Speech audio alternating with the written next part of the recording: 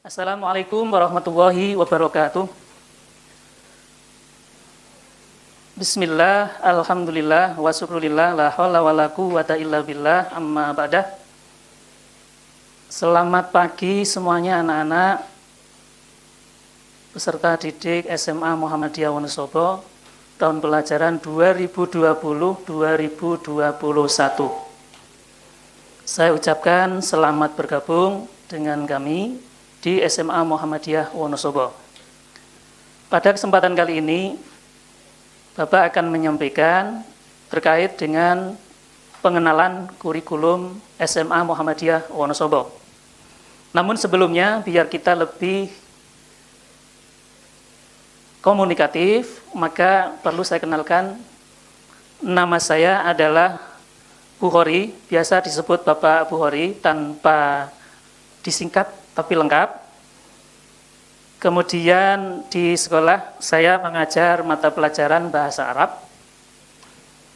Untuk alamat saya adalah Kalibeber, tepatnya RT 5 RW 13, Kelurahan Kalibeber, Kecamatan Mojo Tengah, Kabupaten Wonosobo. Anak-anakku sekalian yang mudah-mudahan dirahmati oleh Allah Subhanahu wa taala. Pada kesempatan kali ini, saya akan menyampaikan terkait dengan kurikulum yang dilaksanakan oleh SMA Muhammadiyah Wonosobo. Perlu diketahui bahwa SMA Muhammadiyah Wonosobo menggunakan kurikulum yang seperti diamanatkan oleh pemerintah. Di SMA Muhammadiyah Wonosobo menggunakan sistem SKS yang ini memberikan kesempatan kepada Anda sekalian untuk bisa menyelesaikan program dengan sistem atau dengan pola 4 semester atau 2 tahun, 6 semester atau 3 tahun, dan 8 semester atau 4 tahun. Program ini atau pola ini tidak dimiliki oleh sekolah-sekolah lain, kecuali sekolah-sekolah yang ditunjuk oleh pemerintah berdasarkan Permendikbud seperti yang sudah kita kenal nomor 158 tahun 2014 tentang penyelenggaraan SKS pada pendidikan dasar dan menengah.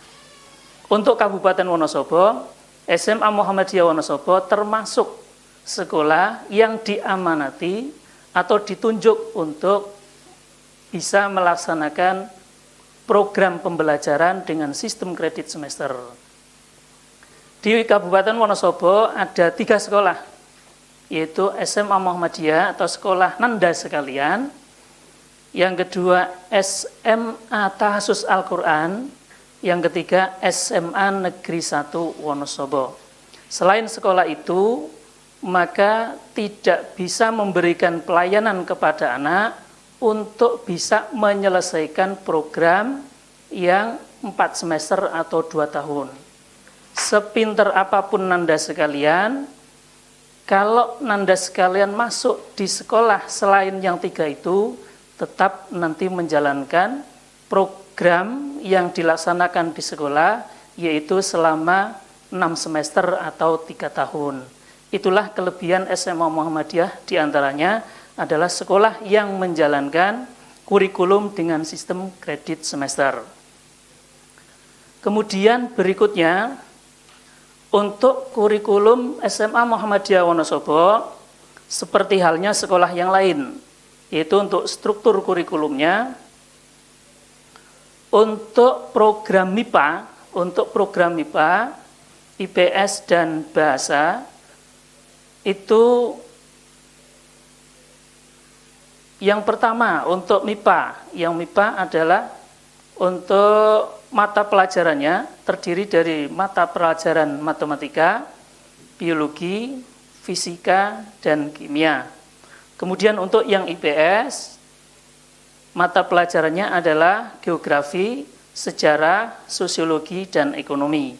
Sedangkan untuk bahasa mata pelajarannya terdiri dari Bahasa dan Sastra Indonesia, Bahasa dan Sastra Inggris, Bahasa Jepang, serta Antropologi. Itu untuk mapel peminatan atau mapel yang menjadi penjurusan setiap peminatan atau jurusan IPA, IPS, dan Bahasa.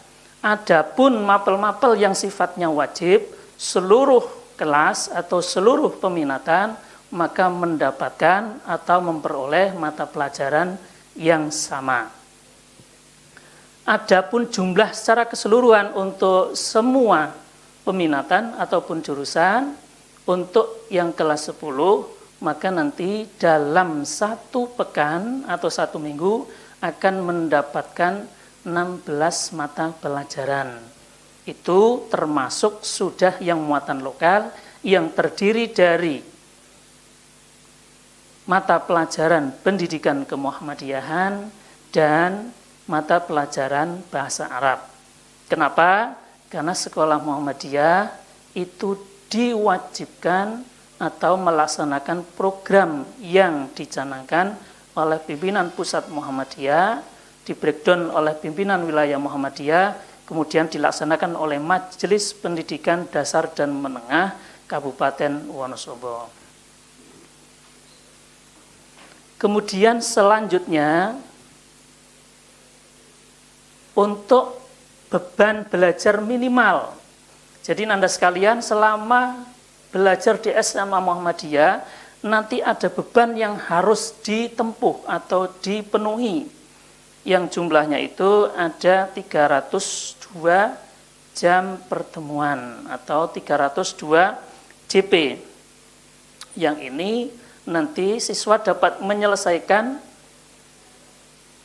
studinya atau belajarnya itu paling cepat 2 tahun atau 4 semester, paling lama 8 semester atau 4 tahun. Kemudian di sistem kurikulum SMA Muhammadiyah itu nanti tidak ada kenaikan kelas. Adanya adalah lulus tidak lulus. Jadi mungkin Anda sekalian ketika di SMP ada kenaikan kelas dari kelas 7 ke kelas 8, 8 ke 9. Prosesnya seperti itu, tetapi ketika Nanda bergabung di SMA Muhammadiyah, nanti tidak ada istilah naik dan tidak naik. Jadi selama Nanda sekalian mengikuti program di SMA Muhammadiyah, nanti yang terjadi adalah bahwa itu ketuntasan kompetensi dasar atau ketuntasan KD dari masing-masing mata pelajaran. Siswa yang belum tuntas KD-nya, maka dia harus mengulang atau berusaha untuk sampai KD-nya itu tuntas. Sekali lagi bahwa sistem di SMA Muhammadiyah ini tidak ada istilah naik kelas atau tidak naik, adanya adalah tuntas KD atau nanti diakhiri pada akhir program, yaitu lulus dan tidak lulus.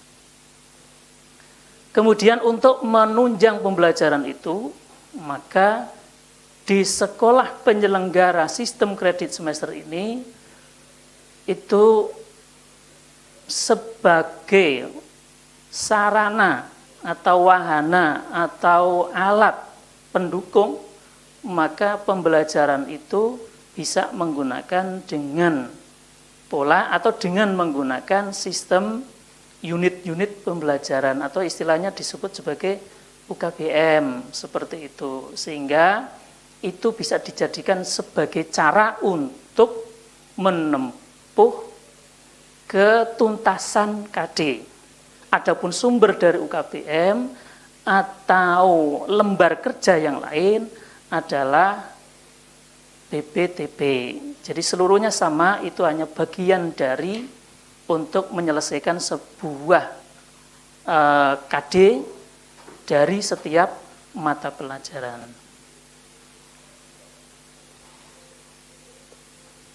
Kemudian arti dari beban belajar. Di SMA Muhammadiyah itu, beban belajar dalam satu pembelajaran untuk jenjang SMA itu adalah 45 menit. Mungkin kalau di SMP 35 menit kemarin ya. Jadi sekarang kalau Anda sekalian sudah bergabung dengan kita, maka nanti setiap tatap muka atau setiap pembelajaran itu durasi atau waktunya adalah 45 menit pembelajaran tatap muka. Dengan minimal 60% dari JP untuk kegiatan penugasan terstruktur dan penugasan kegiatan mandiri tidak terstruktur. Artinya bahwa ketika guru itu menyampaikan pembelajaran dalam satu tatap muka 45 menit, maka dia bisa untuk memberikan tugas terstruktur adalah 60%-nya, yaitu sekitar 27 menit. Artinya tugas yang diberikan oleh guru kepada Anda sekalian itu tidak boleh lebih dari 27 menit untuk dikerjakan. Mungkin kalau pelajaran matematika atau eksak, kimia, fisika, itu mungkin 1-2 soal atau 3 soal cukup. Untuk sosial mungkin 3-5 soal cukup. Karena dibatasi dengan 27 menit dari satu tatap muka. Tidak boleh lebih. Jadi Bapak Ibu Guru nanti memberikan tugas itu tidak semaunya 2 lembar, itu tidak, tapi berdasarkan 60% dari pertemuannya. Kalau yang 2 jam berarti nanti tinggal 27 menit kali 2. Jadi seperti itu dan seterusnya. Jadi nanti ketika Anda sekalian sudah masuk pembelajaran, kalau ada tugas-tugas mungkin yang dihitung dari menitnya melebihi dari durasi, atau tugasnya itu dikerjakan ternyata butuh waktu yang lebih, itu bisa diingatkan ya. Jadi ada aturannya seperti itu. Kemudian untuk pembagian atau pembuatan UKBM, ini nanti teknis biasanya di guru masing-masing. Ketika guru itu menyampaikan dengan sistem UKBM, maka UKBM itu bisa dibuat untuk proses pembelajaran dalam masing-masing KD. 1 KD bisa 2 UKBM, atau mungkin 2 KD bisa terdiri dari beberapa UKBM. Ini tergantung gurunya masing-masing. Apa sih UKBM? UKBM itu adalah sarana atau alat atau media yang bisa digunakan untuk siswa dalam rangka mencapai ketuntasan KD. Apa bedanya dengan LKS? Beda sekali. Kalau UKBM di situ memuat termasuk mulai dari pembukaan sampai proses sampai penutupan, itu bahasanya komunikatif ya, bahasanya komunikatif. Berbeda dengan LKS. Kalau LKS mungkin kamu ketika di SMP dulu hanya diperintah untuk mengerjakan ini sampai ini sampai itu. Kalau di UKBM, di situ ada petunjuk yang itu setiap siswa ketika membuka UKBM itu bisa menyelesaikan sendiri. Jadi sudah praktis, ada petunjuk tertulis yang itu bisa dilaksanakan oleh siswa. Ini bedanya UKBM dengan LKS. Jadi UKBM ini adalah satu alat atau satu unit atau satu media yang itu digunakan untuk siswa, tetapi tidak perlu guru itu menunjukkan. Cukup Anda sekalian bisa membuka UKBM-nya, maka nanti Anda bisa melakukan dari tahap demi tahap, mulai dari awal sampai akhir. Nah, ketika Anda sudah mengakhiri UKBM itu bahwa Anda itu paham, maka nanti Anda sekalian baru menyampaikan kepada guru yang bersangkutan bahwa Anda ini sudah selesai untuk menyelesaikan KD berapa dalam UKBM itu. Kemudian nanti ketika UKBM-nya sudah selesai dalam KD tertentu, maka Anda dalam prosedur itu ada ketentuan. siswa nanti mendapatkan rekomendasi dari guru. Maksudnya ketika Anda berkomunikasi, Bu, Pak, saya sudah selesai KD ini, dikomunikasikan dengan gurunya, nanti gurunya akan memberi rekomendasi. Walaupun bahasa tertulis mungkin ada semacam rekomendasi-rekomendasi, tapi bahasa sederhananya, kamu nanti bisa langsung menginformasikan kepada guru bahwa KD yang dipelajari itu sudah selesai. Setelah itu baru nanti akan mendapatkan rekomendasi dari guru untuk diteruskan kepada BK. Kemudian nanti dari BK dan wali kelas akan menyerahkan kepada kurikulum. Itu adalah bahasa tertulisnya. Tapi dalam sehari-hari kamu nggak usah bingung, nggak usah repot nanti bahwa itu terlaksana dengan mudah, tidak seperti yang Anda bayangkan. Jadi lebih mudah praktiknya dibanding teorinya. Untuk penilaian di dalam sekolah kita atau SMA Muhammadiyah, penilaian dalam kurikulum 2013 itu terdiri dari penilaian pengetahuan, sikap, dan keterampilan. Adapun untuk penilaian yang dilakukan semua guru, bisa dilakukan melalui yang pertama adalah tes tertulis, tes lisan, dan tes penugasan. Kemudian yang kedua, untuk penilaian yang dilakukan semua guru dalam penilaian keterampilan, ini terdiri dari yang pertama tes praktik, kemudian yang kedua proyek, yang ketiga portofolio.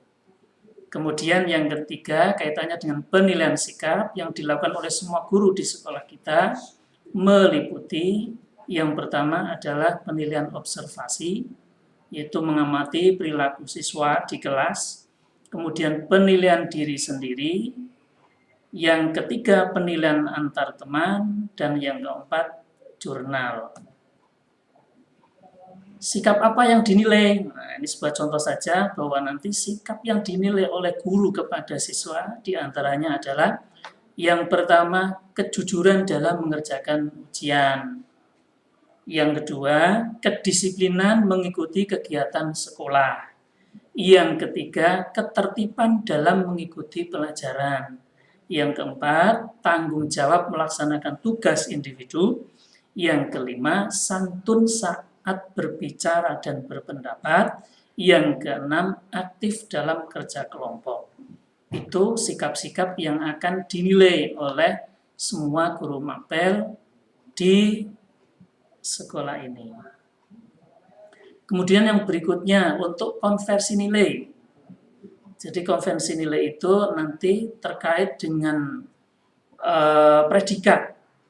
Jadi sekolah kita itu ada nilai yang bentuknya nanti ratusan untuk semua mapel, baik yang pengetahuan maupun yang keterampilan, dan semua mapel itu di situ ada predikatnya, predikat amat baik, manakala nilainya itu mencapai 91 sampai 100. Predikat baik, manakala nilainya mencapai 76 sampai 90. Predikat cukup jika nilainya 68 sampai 75, dan predikat kurang jika nilainya 55 sampai 67. Nah, bagaimana jika ini terjadi dalam sebuah penilaian KD, Nanda sekalian misalnya nilainya belum terpenuhi, maka di situ ada proses berikutnya, yaitu ada remedial, yang itu dilakukan dengan remedial teaching. Artinya ketika Anda belum tuntas dalam sebuah KD, maka akan dikonfirmasikan ke guru, kemudian nanti guru akan menyelenggarakan, memberikan pengertian, mungkin penjelasan terhadap KD yang Anda sekalian belum ketahui. Setelah itu kemudian baru dilaksanakan penilaian lagi, sampai Anda sekalian itu mencapai ketuntasan. Jadi jangan khawatir ketika Anda sekalian menghadapi sebuah proses penilaian dan nilainya itu belum mencapai nilai minimal atau KKM. ada kesempatan remedial, dan seterusnya dalam rangka mencapai ketercapaian nilai KD. Kemudian yang berikutnya laporan penilaian. Laporan penilaian ini terdiri dari laporan penilaian ulangan harian maupun laporan yang sifatnya akhir semester atau biasanya rapor. Di sekolah kita sudah 2 tahun ini sudah melakukan laporan penilaian dalam bentuk e-raport. Artinya bahwa sekolah kita itu mengikuti ketentuan yang ada di Dapodik atau pusat, yang mana di situ tidak semua mata pelajaran bisa terakomodir, dan mata pelajaran yang belum terakomodir, maka untuk sistem penilaiannya kita menggunakan sistem sendiri atau aplikasi. Contoh misalnya untuk mata pelajaran pendidikan agama. Mata pelajaran pendidikan agama ini di sekolah kita terdiri dari beberapa sub. Kalau di sekolah negeri mungkin pendidikan agama campur jadi satu, tapi untuk di sekolah kita pendidikan agama ada muncul kolom sendiri pendidikan agama, kemudian nanti di breakdown atau dirinci menjadi beberapa sub, ada akidah, akhlak, ada Al-Quran, hadis, ada fikih, ada tarikh, dan ada pendidikan kemuhammadiyahan. Itu nanti yang menjadi masuk di aplikasi khusus yang itu adalah milik SMA Muhammadiyah Wonosobo. Demikian terkait dengan kurikulum yang ada di atau yang digunakan oleh SMA Muhammadiyah, mulai dari struktur sampai tadi untuk peminatan masing-masing, kemudian proses penilaian sampai laporan penilaian, itu seperti itu. Jika Anda nanti dalam kegiatan ini, MPLS ini, pengalaman ini ada hal yang mungkin kurang bisa dipahami, itu bisa ditanyakan kepada kami. Demikian, saya kira itu yang bisa kami sampaikan. Dan sekali lagi, selamat bergabung di SMA Muhammadiyah ini. Semangat, konsisten, insya Allah ini adalah pilihan yang terbaik untuk Anda sekalian bisa bergabung di SMA Muhammadiyah Wonosobo. Sekolah Islami berbasis teknologi informasi yang unggul dalam prestasi, peduli lingkungan, dan siap menyongsong masa depan. Itu saya kira, terima kasih, dan saya akhiri. Assalamualaikum warahmatullahi wabarakatuh.